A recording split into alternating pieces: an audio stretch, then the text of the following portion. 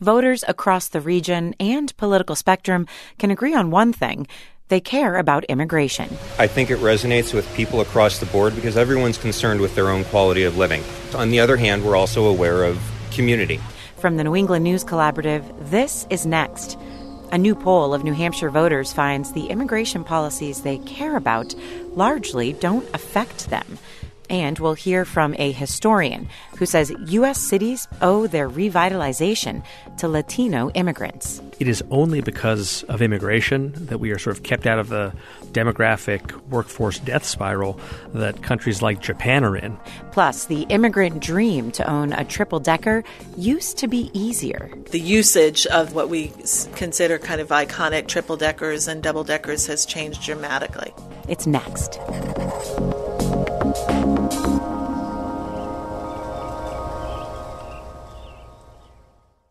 Next is produced at Connecticut Public Radio and is powered by the New England News Collaborative, 8 public media companies coming together to tell the story of a changing region, with support from the Corporation for Public Broadcasting.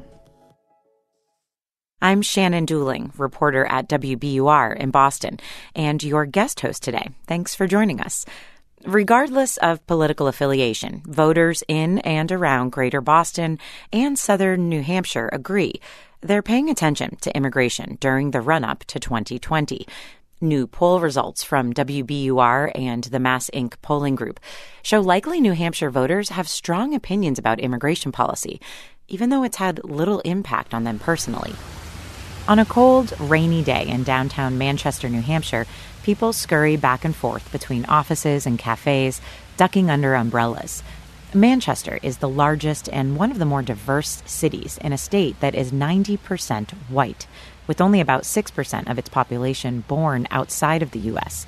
These are important numbers to keep in mind when we think about how the topic of immigration is perceived by voters in New Hampshire. Christopher Tallon says he's lived in Manchester for 6 years now, after serving in the U.S. military.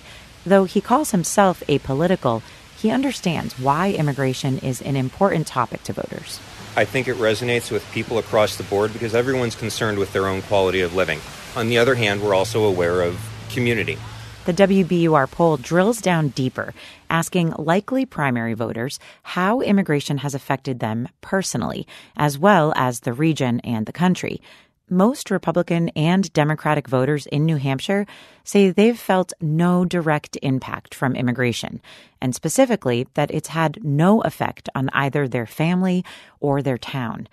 But Steve Koczela, president of the Mass Inc. polling group, says lack of personal experience doesn't stop voters from forming opinions about how immigration impacts the country. And we found that people had more of a view of what the impacts were the further away from themselves you got. And that's where you really saw in, I think, the starkest relief, the difference between Democrats and Republicans. Half of Republican primary voters polled said immigration negatively affects the country. Half of the Democratic voters said the exact opposite. Immigration is good for the country. Across both primaries, the poll found men take a slightly harder line on immigration than women. Same for wealthier voters and voters with a high school education. Over at the Mall of New Hampshire, Christmas carols serenade shoppers and families line up for pictures with Santa. Manchester resident Bill Hicks is taking a break from shopping with his wife and adult daughter. Hicks, who's wearing a Navy veteran hat and considers himself an independent, shakes his head no when asked if immigration policies have affected him or his family. And yet, he's still quick with an answer about where he stands on immigration. Come in the right way, that's the way they should come in. They're coming into this country for a free ride, and they shouldn't have a free ride, I think. Even still, Hicks says he doesn't feel the president's immigration policies have made the country any safer. This puts him in line with Democratic primary voters. In fact, only 10% of Dems said they feel safer as a result of Trump's immigration policies. Most Republican voters, 55%, said the U.S. is more secure because of the Trump administration's tougher immigration policies. Of course, poll results only go so far in helping us understand what motivates a voter's stance on a complicated topic like immigration. Hicks's daughter, 24-year-old Courtney Rogers, says she's progressive on most issues, including immigration. She says she's learned a lot from her best friend, who is the daughter of refugees. I believe in gray areas, and I kind of live in gray areas. And I don't think that immigration can be as black and white as the current administration makes it. I think that we've villainized these people for no reason, and that really breaks my heart. About 4 out of 5 Democratic voters feel the U.S. has a responsibility to accept refugees fleeing war, persecution, or natural disasters. Only about a third of Republican voters feel that way, and more feel the U.S. has no responsibility. Primary voters have less than 2 months to decide which candidates' immigration policies they support, even if those policies ultimately aren't felt in New Hampshire.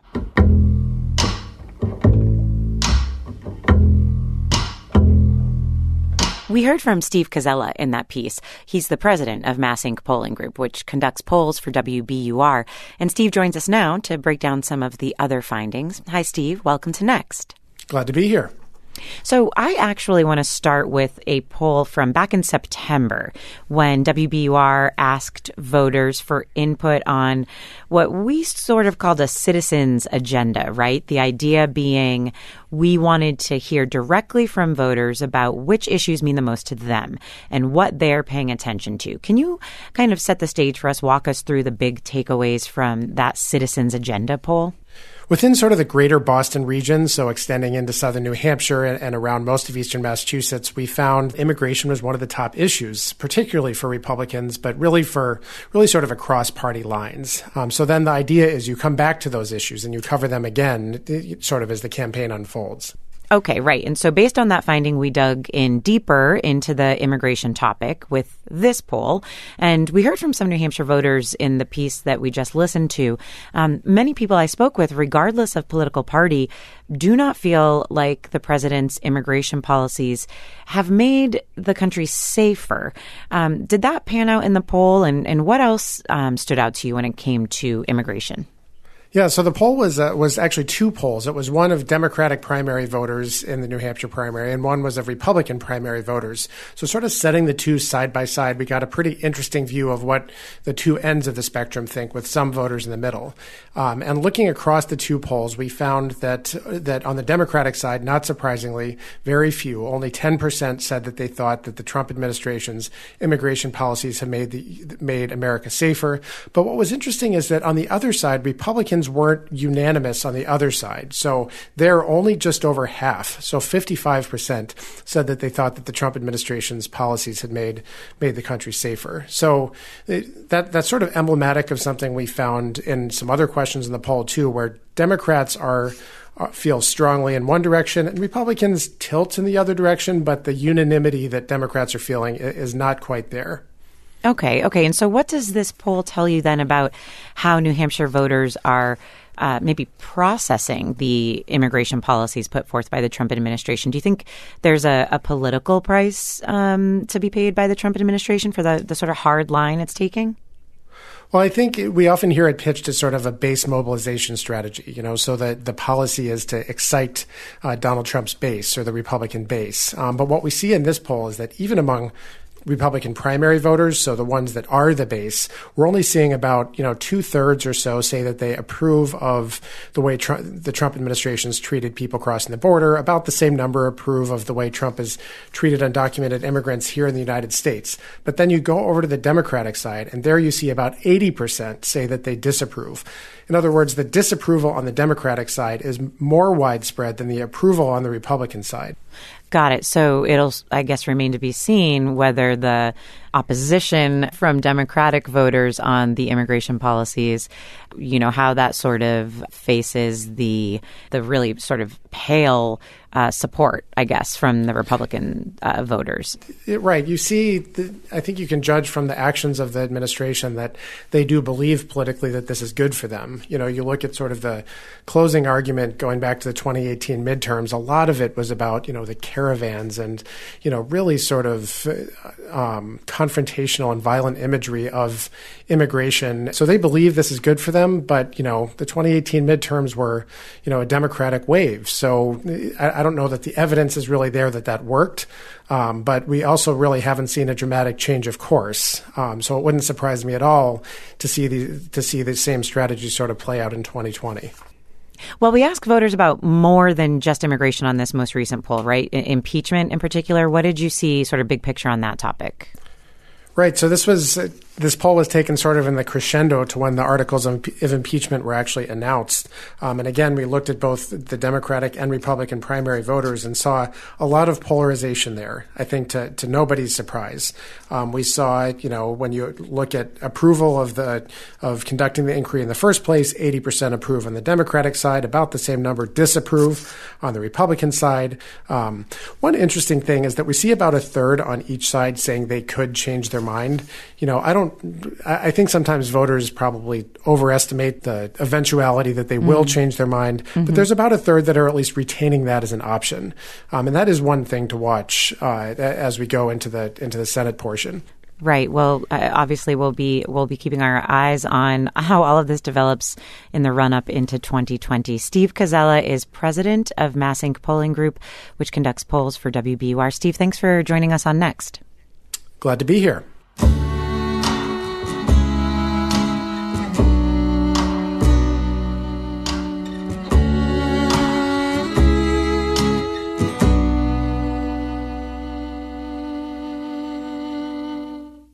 Last month, Angela Okafor made history in the city of Bangor, Maine.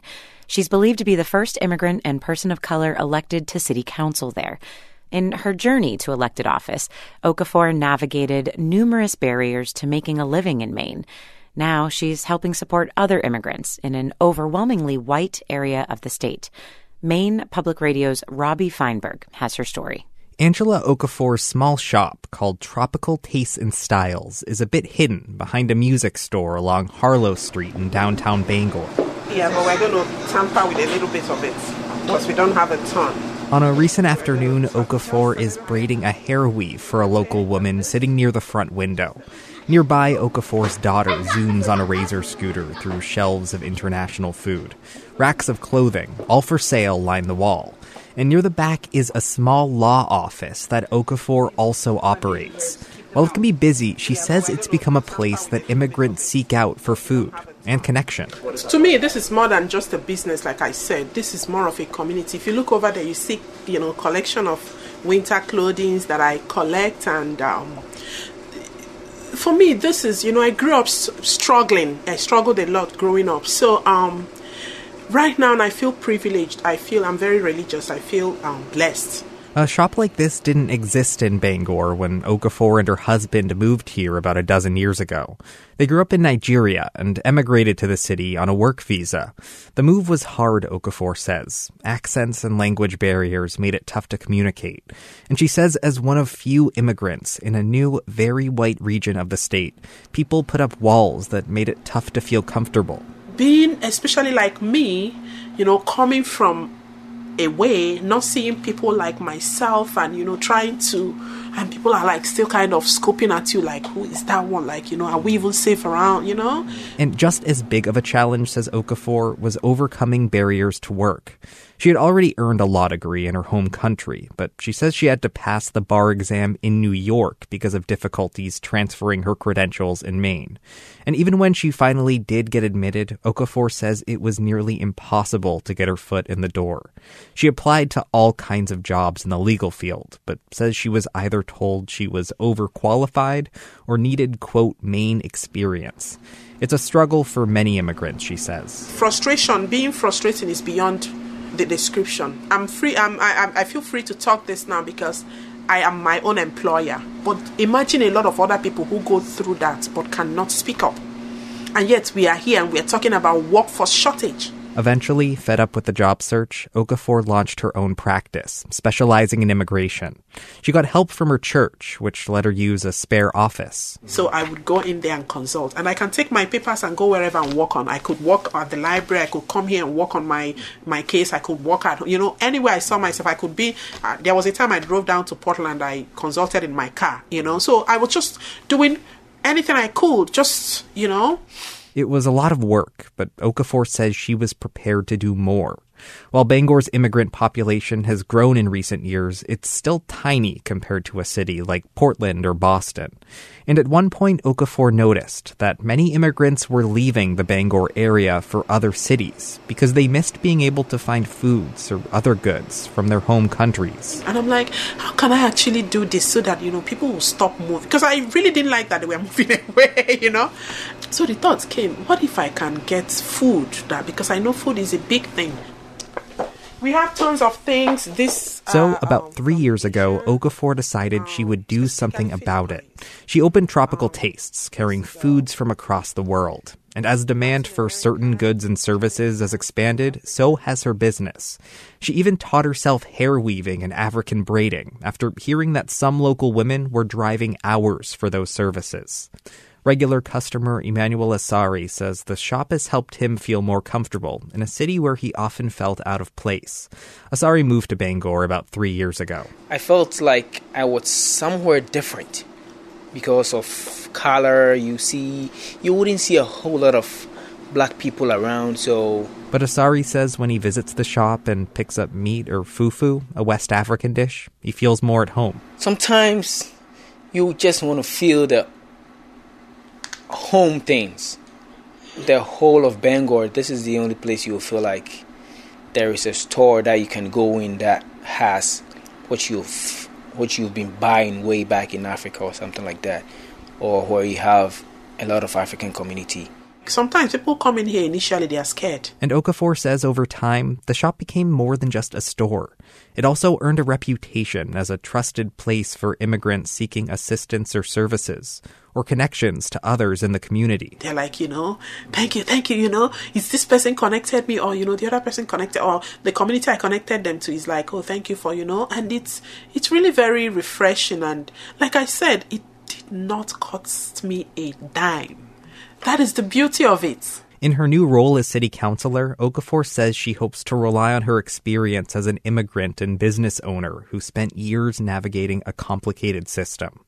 Bangor City Council Chair Claire Davitt says that perspective will be important as the city takes up major issues such as transit and housing over the next few years. And then to have her knowledge of law and as a small business owner, that representation matters so much, especially as we are losing workforce and trying to rebuild that. Okafor says she wants to focus her energies on bolstering that workforce and on improving public transportation, which she says can make the city more accessible for working families.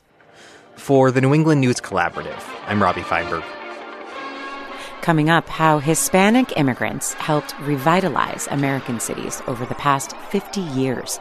It's next.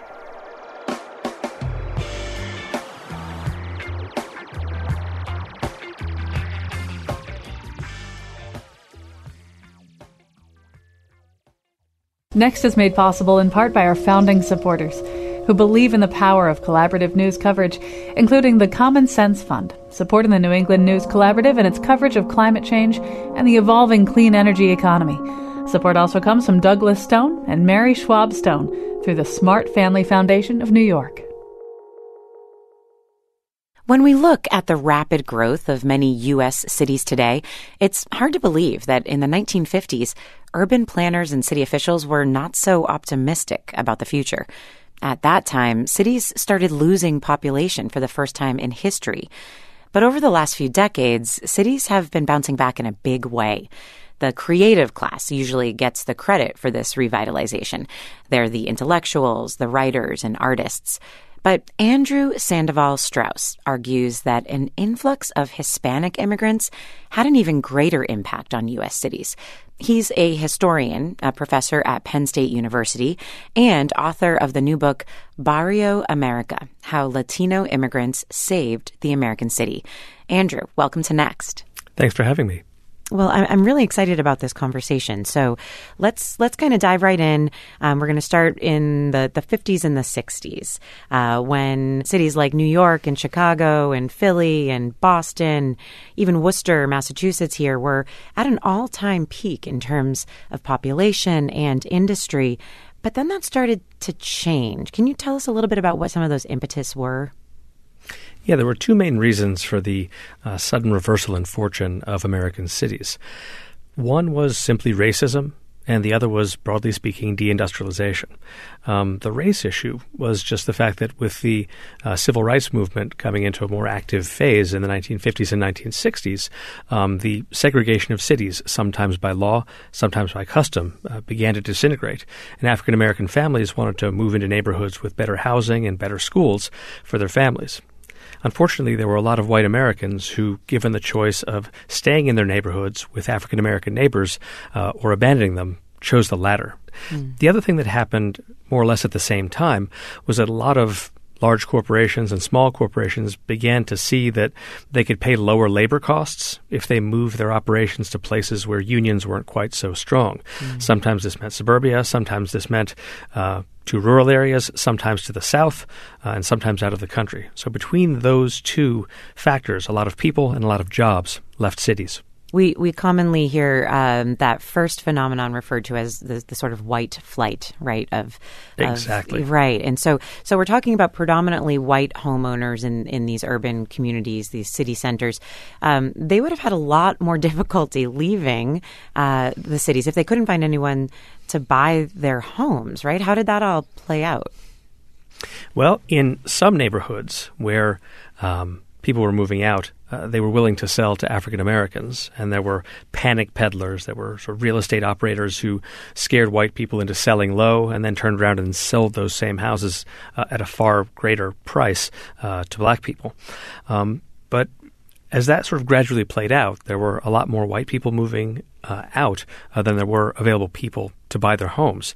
And had Latinos not arrived, you would have seen a lot more large-scale abandonment because, indeed, the worst-case scenario for a landlord or a property owner is not to be able to sell or rent your house. And really, it's these newcomers, among other immigrants, I should say, that created a market for real estate where none had existed for some time. Right. And I'm thinking of this one statement in the book. You say, the millions of Mexicans and other Latin Americans who migrated to the United States showed up just when the nation's cities needed them most. What do you mean by that? Is that sort of this confluence of a few factors we're talking about here? Well, basically, before the arrival of all these migrants and immigrants, there was nobody new. There were no new populations actually moving into cities. So that's why I suggest that, if not for the arrival of about 25 million Latino and Latina migrants, a lot more of America would look like those abandoned parts of Detroit or Youngstown or Gary that we see in those books of, ruins photography. Well, let's talk more about the revitalization. Essentially, one of the thesis statements you're making in this book is that Latin American immigrants, not necessarily just the creative class, but Latin American immigrants made the strongest contributions toward revitalizing urban areas. And I wonder if you can kind of put us in the context of some of the policies and the economic realities that were attracting Hispanic immigrants to some of the cities. Remember that as white people primarily left the city, the workforce of many municipalities just fell off. It had to be somebody there to do the actual work. And as some jobs moved to the suburbs, many other jobs were simply left undone. So part of it was employment opportunities in everything from construction to childcare to restaurant service to retail sales. So walk us through how this played out in some of our sort of traditional mill cities here in New England. Boston obviously is undergoing a renaissance of its own right now. I'm also thinking about Lawrence, Massachusetts. How did some of these patterns play out in cities in New England? Well, I think the first thing to remember is that remarkably, even though New England is not thought of as sort of a major Latino area, today, if you look at the 10 most populous cities in New England, half of them have populations that are 1/3 or more Latino, and 9 out of 10 of them have populations that are 20% or more Latino. The way this played out, you have cities losing population outright for about the next 30 years. So, for example, Boston loses 30% of its population between 1950 and 1980.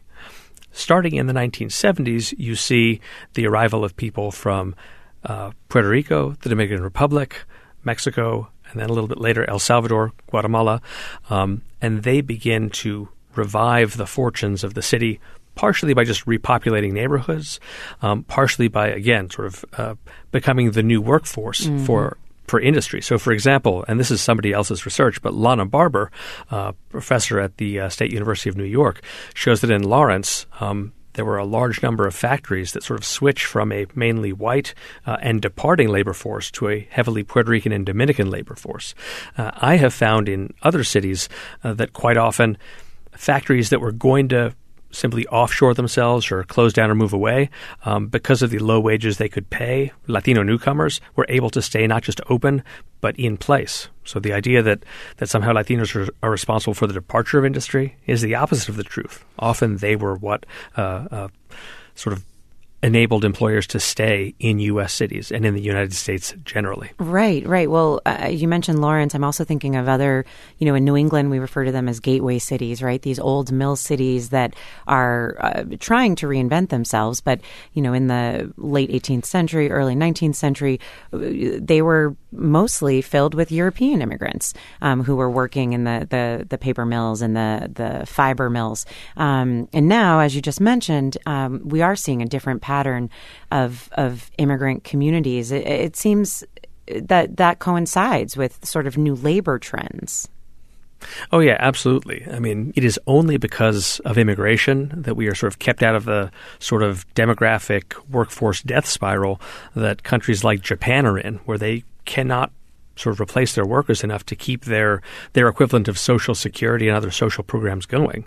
By the same token, right, in this country, you can say that the entire future of the workforce is one that's made possible by newcomers. Okay, well, let's talk about immigration policy in this whole context. 1965, the U.S. Immigration and Nationality Act was signed into law. How did this new law compare with prior immigration policy? Well, the Immigration Act of 1965 was a terrific law with one major flaw, which we'll get back to.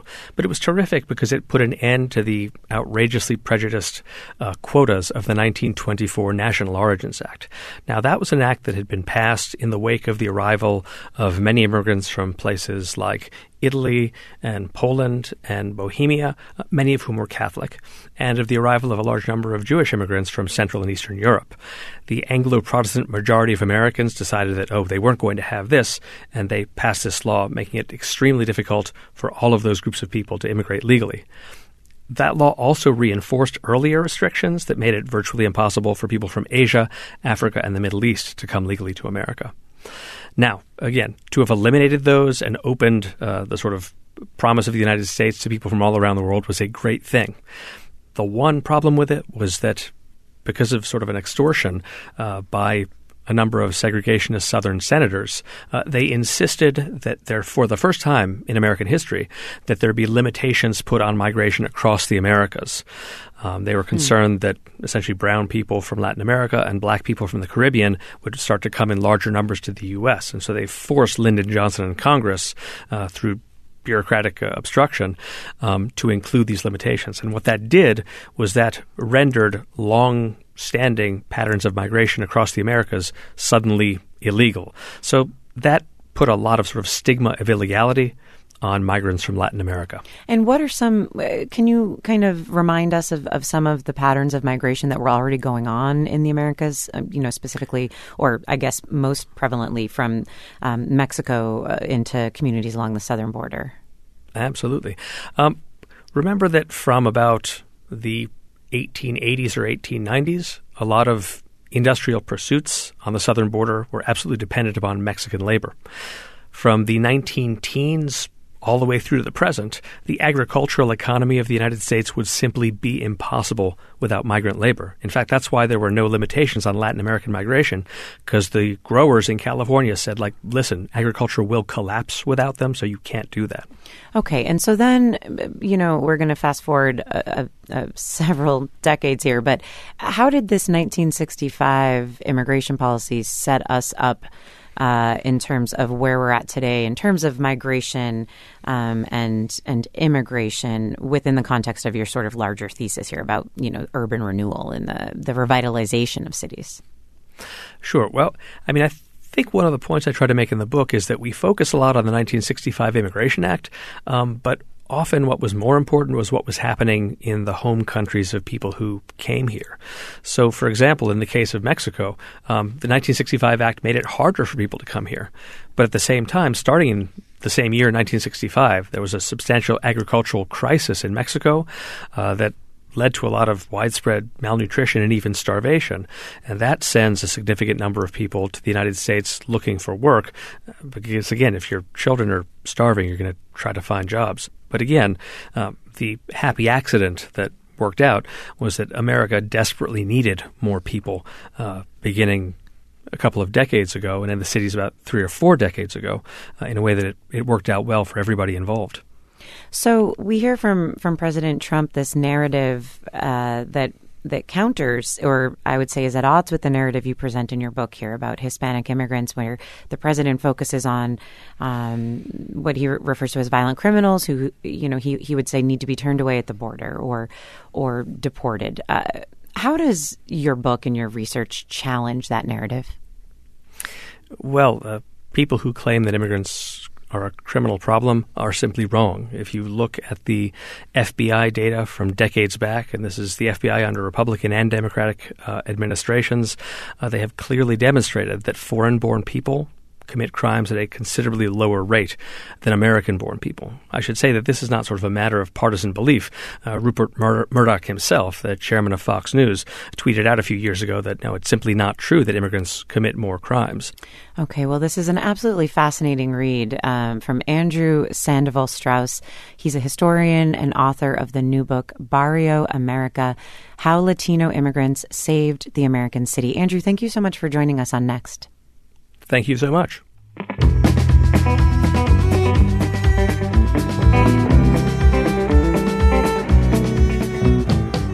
After the break, how one reliable path to homeownership for immigrants is changing. Plus, an art exhibit confronts migrant displacement and the search for a new home. I'm Shannon Dooling. It's Next.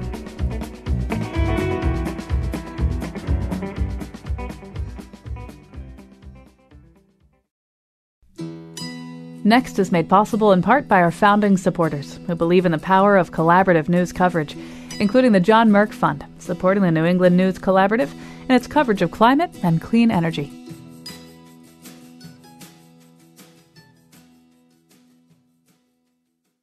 For generations, the story of the New England triple-decker home was pretty simple. You come to this country as an immigrant, rent one unit of a 3-decker apartment, save up your money, and buy your own triple-decker. Then, when the time is right, you pass on the home and that generational wealth to your children.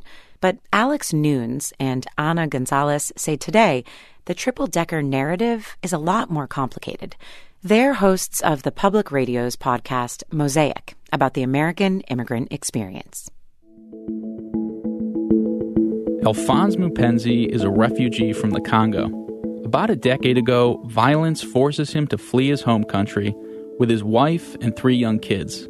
They make it to Uganda and spend 5 long years there, waiting to be permanently resettled. Then, in 2016, they get very good news. They're being resettled as refugees in America, in a city called Providence, Rhode Island. I was excited. I was excited as a refugee, and our hope was to be well, to be safe. So I was excited. Everything was like a dream.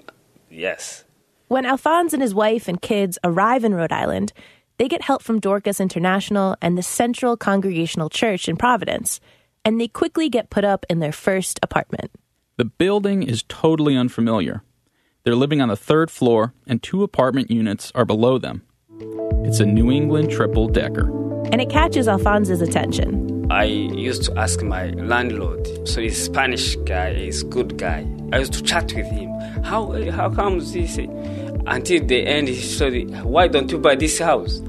I was even 1 year. That's how I started getting that idea. Yeah, that's cool. Alphonse doesn't have the money to buy the triple-decker, but those conversations get him thinking and dreaming.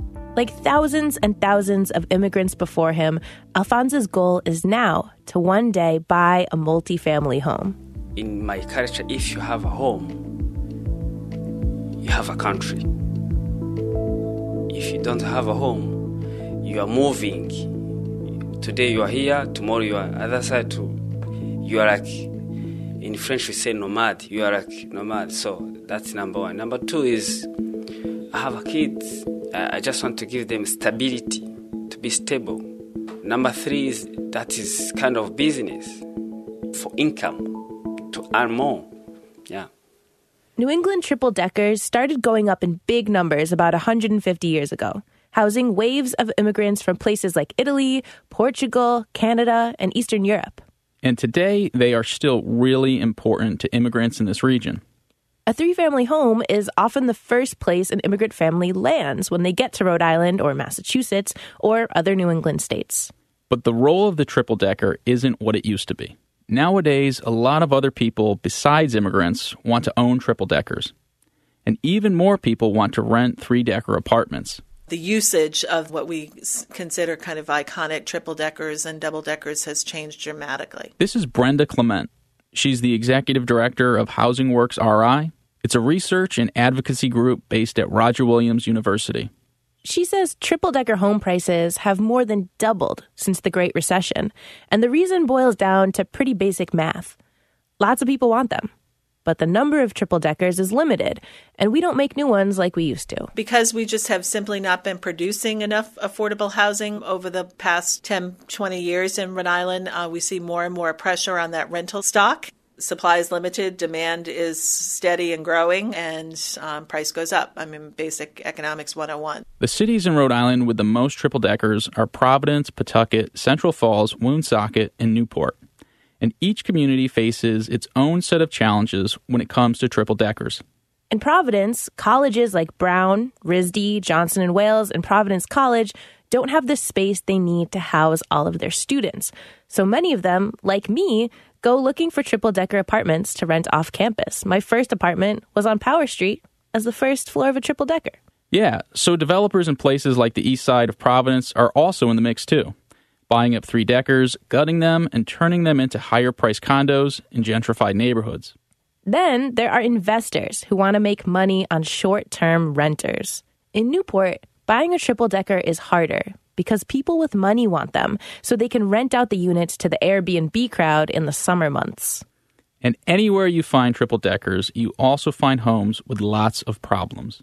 So many of them are old and deteriorating. They're not safe places to live, and many immigrants don't have the money or access to loans to fix them up. There may be lead, there may be asbestos, there may be other environmental challenges in those buildings that make them not good investments for a young family or somebody who's kind of wanting to buy their first home to develop some equity. Add all this up, and the classic narrative about the immigrant in the triple-decker home starts to look less and less relevant, or at least under threat.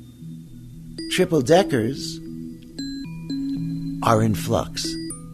This is Mark Levitt. He's a filmmaker currently working on a documentary titled Triple-Decker, A New England Love Story. The triple-decker now, like most housing, is a commodity. It's not about the sentiment of the place. It's not about finding a place where you know you're going to live a long time for many people. Now you have international money with lots of cash to spend on transforming the triple-decker into simply another way to make money in a portfolio of lots of money. Mark says the current trend has been emerging over generations. The children and grandchildren of immigrants who moved into triple-deckers in the 1940s, 50s, and 60s moved out in vast numbers decades ago. They didn't want to work in urban factories like their parents. They wanted to live in the suburbs, work desk jobs, drive cars, and go to shopping malls. Immigrants from places like the Caribbean, South and Central America, and Africa and Asia replaced them in triple-deckers. At the same time, financial institutions began to disinvest in urban neighborhoods, and many triple-deckers deteriorated.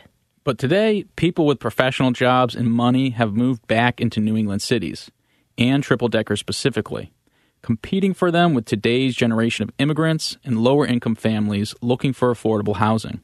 And now investors and developers are capitalizing on the opportunity that presents in cities like Providence, Jamaica Plain in Boston, or Dorchester and Worcester in Massachusetts.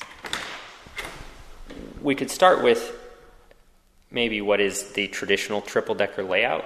I'm touring a renovated triple-decker in Worcester, Massachusetts, with a developer named Taylor Bearden.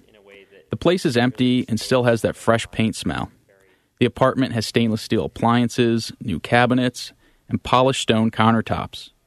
The walls that typically separate the common rooms of a triple-decker have been torn down. So we're really creating these spaces where we're taking the existing footprint of the triple-decker and converting it to something that has all the amenities you might expect in a normal home today.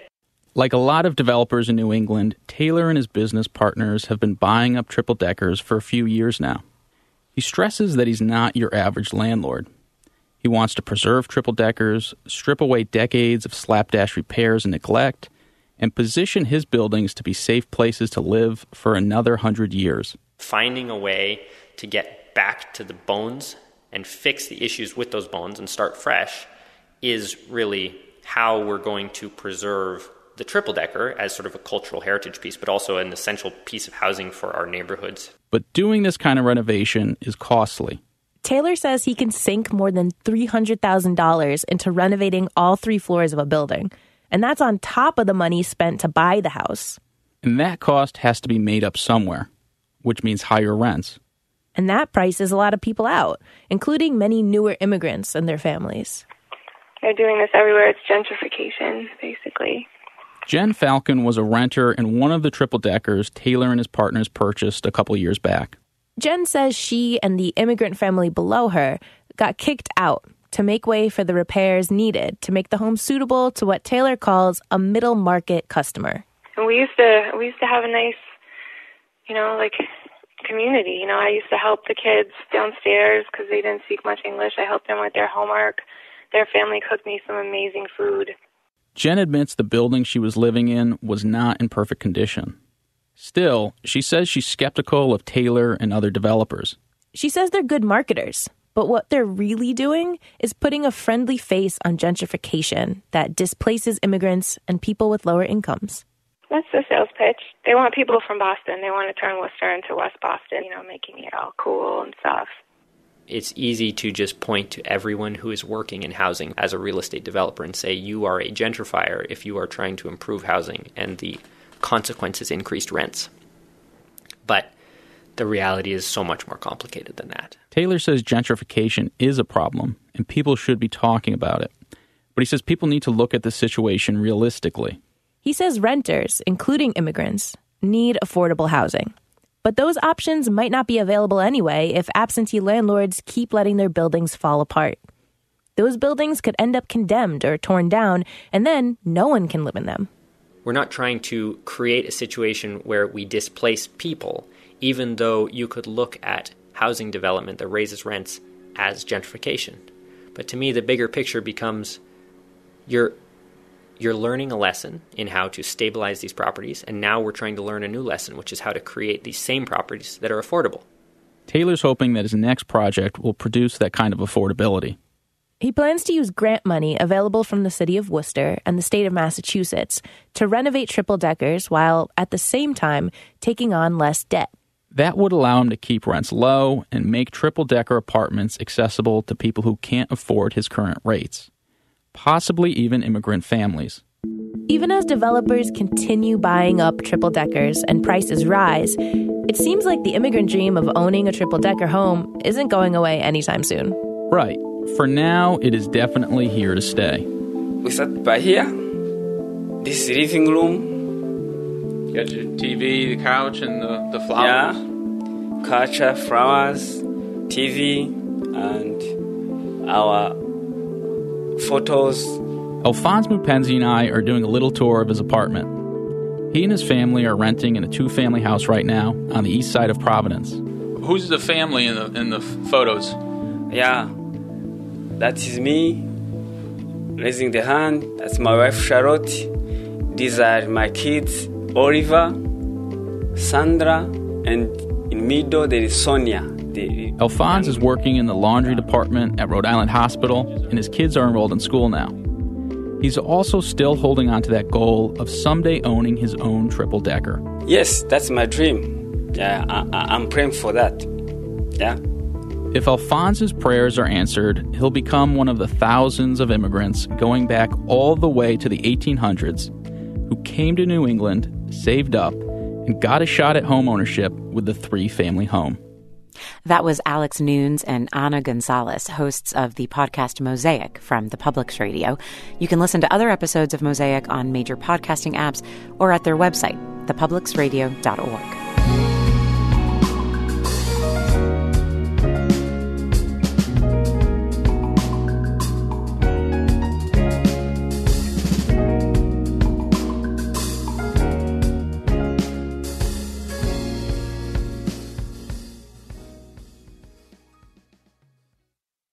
At the Institute of Contemporary Art in Boston, a new exhibit tells the story of migrants around the world through painting, film, and photography. The art confronts displacement and the search for a new home. WBUR's Cristela Guerra has our story.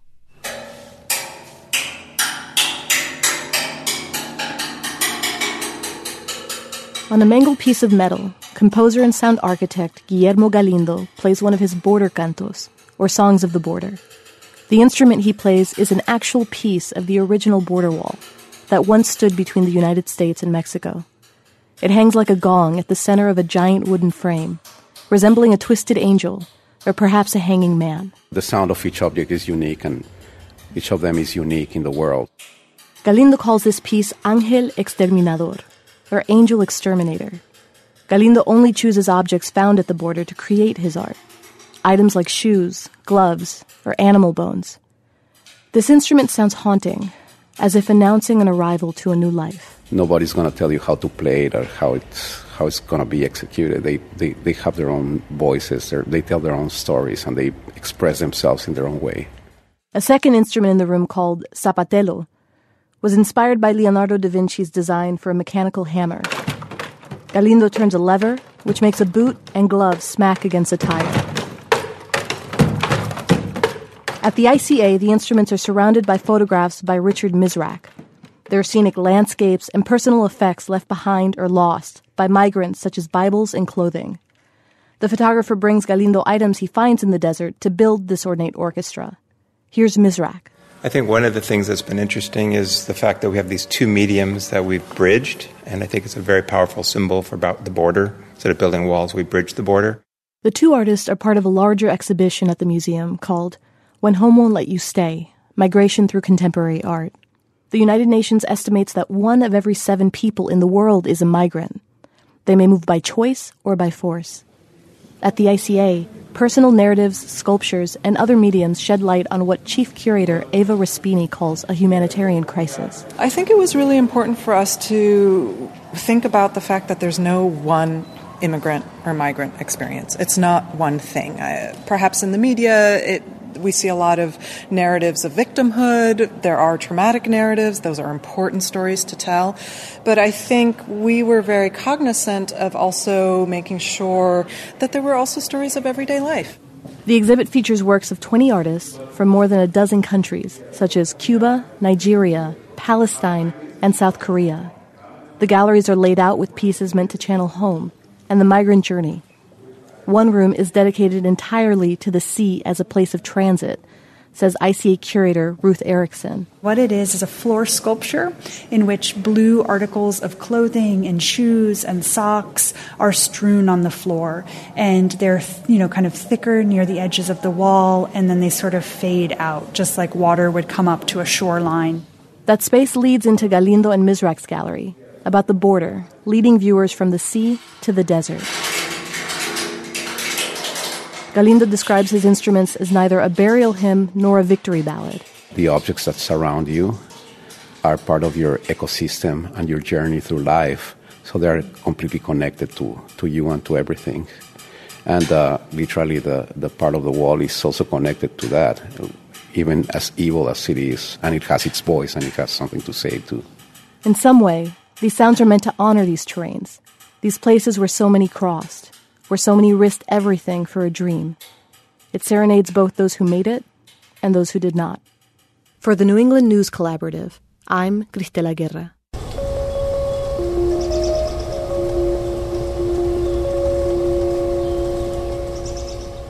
You can find our show wherever you get your podcasts. Just search Next New England. Next is produced by Morgan Springer. The executive producer is Katie Tolarski. We had help this week from Glenn Alexander at WBUR and Craig Johnson. Music this week is by Todd Merrill, Goodnight Blue Moon, Emily and Jake, Fat Astronaut, and West End Blend. I'm Shannon Dooling. The New England News Collaborative is powered by the Corporation for Public Broadcasting, Connecticut Public Radio, Vermont Public Radio, New Hampshire Public Radio, Maine Public Radio, New England Public Radio, WBUR, WSHU, and the Public's Radio.